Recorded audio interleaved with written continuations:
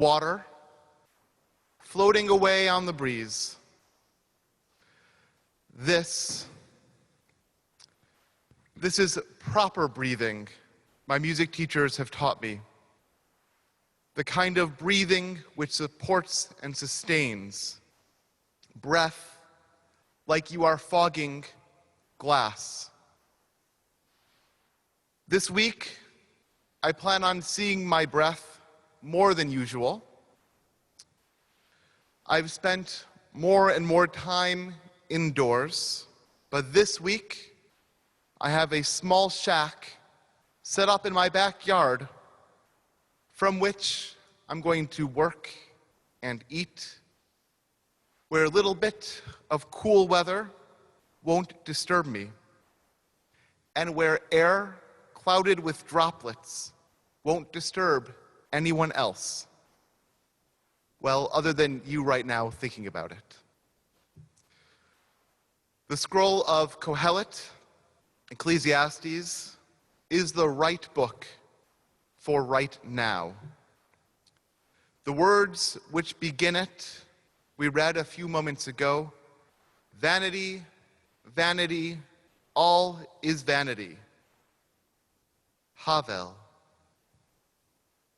Or more literally, exhalation. Exhalation, everything is as transient as my cloudy exhale, floating away and dissipating into the air around me. What does this mean? One summary comes from the medieval interpreter Ibn Ezra. He teaches an interpretation that our lives are bandied about in unpredictable ways, tugged on by flows we cannot anticipate until they dissipate. And then Ibn Ezra adds that we must study and refine the soul through wisdom. This last idea seems out of place in an interpretation of these words, that everything is as if we are exhaling into the wind. In fact, in the middle of Kohelet, the author of the scroll attacks the idea that wisdom has any more of a payoff than foolishness, as life passes as a breath anyway. So where does Ibn Ezra get this idea? There's a skit show on Israeli TV called Ha-Yehudim Ba'im, The Jews Are Coming, which looks at these words. In this particular skit, there are two characters. We have Solomon, the purported author of the book of Kohelet, and his mother, Bathsheba. Solomon, in this skit, is a moody teenager, complaining that nothing makes sense, quoting again and again from his own scroll. And so, his mother tells him that as a present to cheer him up, she and her husband, King David, have paid for this work to be published. He is overjoyed that his work has been preserved, his words treasured in such a way, his melancholy wrapped together into a scroll. He reads from it, "A jar is shattered, and the dust returns to the ground from which it came, and the wind of life to God. All is just a passing breath." Then he keeps on scrolling till he gets to the end, where he finds a new last line added. To summarize, revere God and God will look after you. He gets a little upset, turns towards his mom, and his mother says, "Well, we wanted it to sell, so we added a little pick-me-up line at the end." A little bit of humor in the skit, but scholars do say that last line probably wasn't in the original text for Kohelet, but rather a pick-me-up for us at the end. But the scroll itself in its original is just about the fragility of life. This year, we are reminded more and more, again and again, about the fragility of life, the perilousness of the human condition. We see breath this year as something precious and treasured, something private to keep inside of ourselves, inside of our own circles, inside of our own dwelling places, and something from others to avoid. An aside about breath. Breath is, of course, needed for music, and it is music which comes out, or needed for singing in music, and it is the singing and words of music which our people say at the shores of the Red Sea, which has a famous midrash around it relevant to this time right now, where the people are singing God's praise, and the angels hearing them sing take up their melody as well.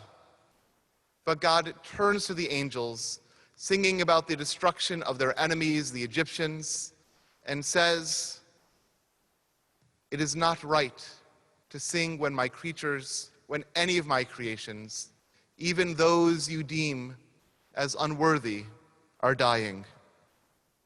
Commentators point out that God says it to the angels and not to the people, because people have their own experience and grievances which God listens to and doesn't silence. But the Mishnaic sage, Rabbi Meir, once prayed for the death of certain men whose actions were making his life difficult. When he prayed for those men to die, his wife Bruria turns to him and teaches an important lesson. "Why do you pray for their death?" she asks. "Is it because King David prayed for the death of sinners? Let sinners cease from this earth?" If you read the text as asking for their death, your interpretation of this verse is mistaken. The verse actually says sins, not sinners, which refers to the things that cause people to sin. Instead of praying for their death, pray that they repent and turn aside from their wickedness. The traditional weekday prayers ask for evildoers to perish, but our progressive Sidurim ask instead for evil to be removed from this earth. Back to our main text. You might think that it is strange that on Sukkot, a holiday we are commanded to be joyful upon, that we are reading and studying about how all of our life energy will soon blow away. What we accomplish matters not. But instead of ending our joy, Kohelet makes it richer, better understood, the type of joy we should achieve and strive to in this season of Sukkot. Our Torah reading today, if you were counting verses as I was, provides an interesting revelation about the kind of joy we should be trying to achieve on this Sukkot. Our Torah reading today began with Rosh Hashanah, 3 verses.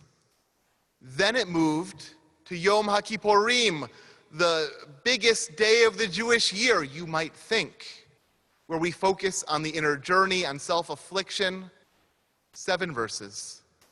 But then our Torah reading gives detail after detail on Sukkot.